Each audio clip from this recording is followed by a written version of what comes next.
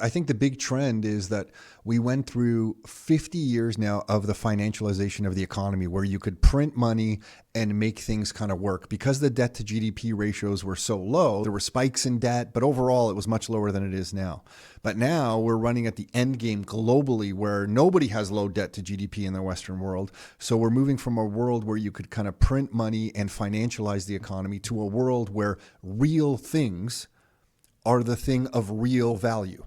So now you're moving to commodities, energy, compute power that you can't just print into existence, gold, Bitcoin, all these things, good hard assets. And I think the thing that is kind of often missed with many of these economists when they talk about the Canadian economy, they're catching on to debasement. And debasement globally is about 8% to 8.5% a year. But then you also have price imbalances that will spike prices on top of that. So if you have 8.5% debasement, where the value of your currency is decreasing by that amount because it's just being printed into existence at 8% a year, so you're lowering the purchasing power of it through debasement.